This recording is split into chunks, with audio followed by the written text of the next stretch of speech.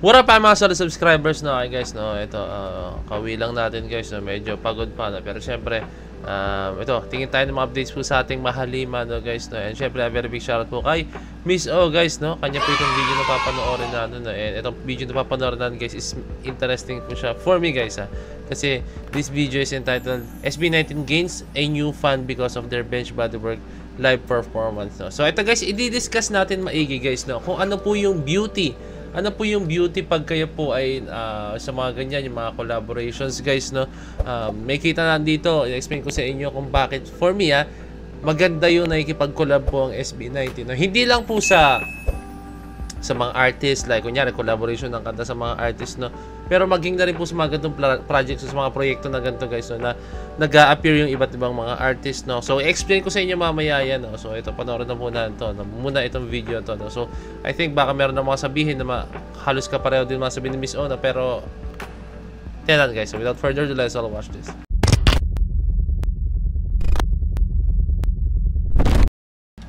SB19 gains a new fan because of their bench body of work live performance. 25. I don't have an audio. Wait lang. Okay game, okay na. SB19 gains a new fan because of their bench body of work live performance.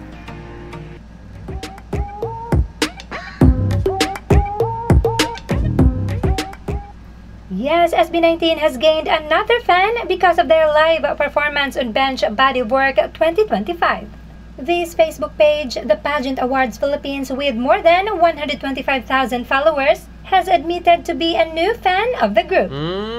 First, they have posted this video from Bench with the caption, Pinoy Pride SB19, kaya pala ang dami niyong fans. Ang galing. Anong pakiramdam? Sulit na sulit. And now, because of SB19, they were inspired to share this lengthy post with the title, Why Does SB19 Inspire Greatness? According to the Pageant Awards Philippines, during SB19's live performance of Damn, unexpected moments unfolded. One member accidentally dropped his mic and another slipped twice on stage. But did that stop them? Not at all. They carried on as if nothing happened, embodying pure professionalism and passion. A true performer isn't measured by how perfectly they execute a routine, but by how they rise. SB19 proves this time and time again. So yun guys, discuss ko muna yung yung nangyari na yun, no? Like yung kay Ken and then yung mic drop. Actually hindi ko napansin yun guys, pero napansin ko lang yung nalaglag yung mic, no? Nung pinanood ko na siya ulit, no? Hindi po yung nag-take na nanonood ako ng video, no? So yung acne na mga nangyaring ganyan, hindi na siguro kay Ken lang, no? Pero sa mga nangyaring ganyan, no? And that just shows guys, sobrang professional po talaga ng SB19, no? Pinapakita lang nila na kaya po nilang mag-adjust sa mga bagay, no? Like, kasi yung iba guys, tandaan nyo, pag halimbawa nangyari po yung ganyan na nagkaroon ng minor na error, no?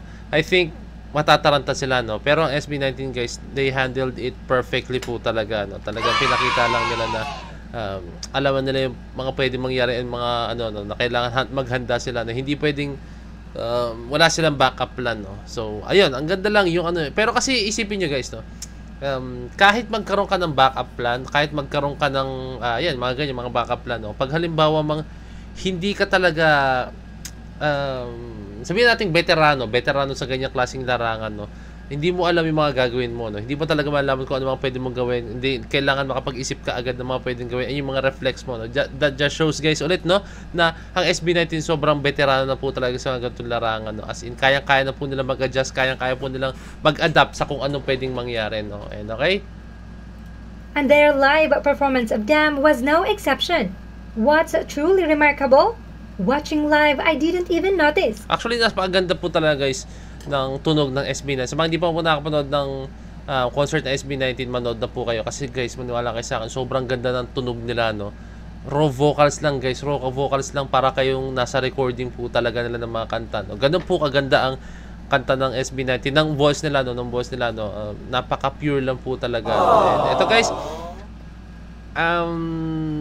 sige, tuloy mo na ito. Mamaya ako na-explain. The performance was so captivating that those mishaps became invisible, overshadowed by their sheer commitment to excellence. It was only upon rewatching again and again in an attempt to learn their dance steps that I caught those details.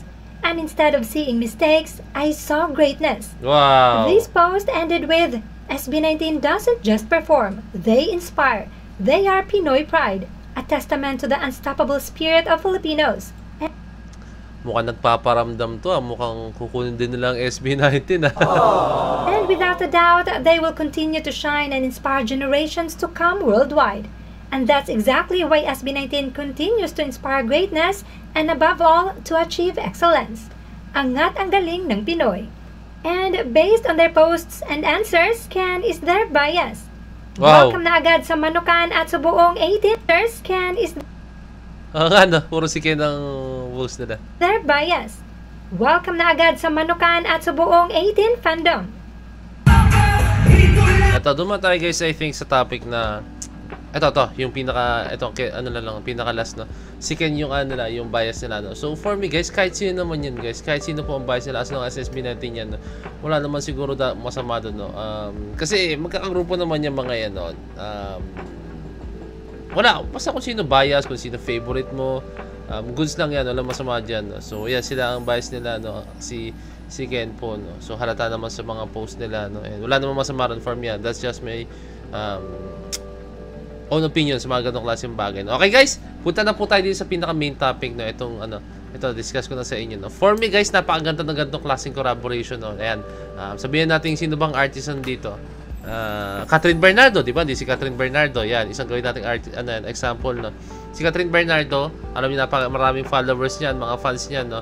So, ibang mga fans ni Catherine Bernardo, I'm very sure guys, hindi pa kilala ang SB19 or kailan nila, pero hindi nila napanood ng live, hindi nila talaga actually na pinapanood ng SB19, no. So, this time, na-force silang panoorin ng SB19. Hindi naman to the point na pinuwersa, no. Hindi, kumbaga, kailangan nilang panoorin. No choice sila, yun. No choice sila kundi panoorin ng SB19 dahil nandun magpe-perform ng SB19 habang nandun yung kanilang idol, si Catherine Bernardo, no. So, syempre nandun sila, nanonood sila, no, and then bigla nag-perform SB19, no.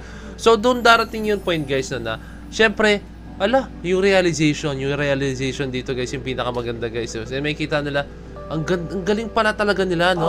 Kaya pala talaga pang international pala talaga sila, kaya pala naabot nila yung mga ganito.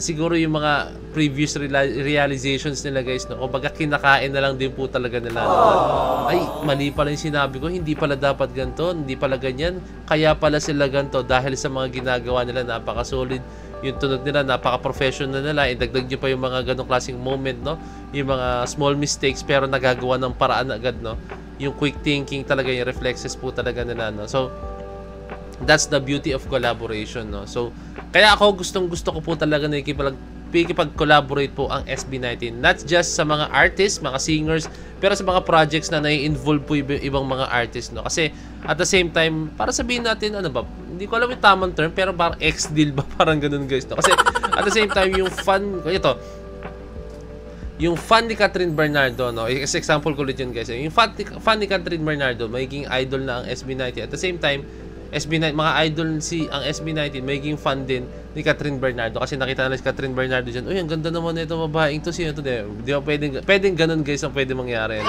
So, ayun lang, yun, ulitin ko ulit, that's the beauty of collaboration, no? Kaya gusto ko talaga nakikipag-collab ang ating mahalima sa iba't ibang mga artists, iba't ibang mga personality na talaga deserve po talaga, no? So, ayun lang, I hope na marami pa silang collaborations. And Bruno Mars, baka naman, no?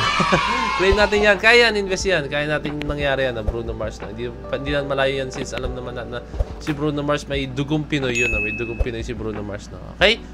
I think that's it. Maraming salamat sa panonood ng video. So this is Boy the Bit signing out. Peace. Let's see.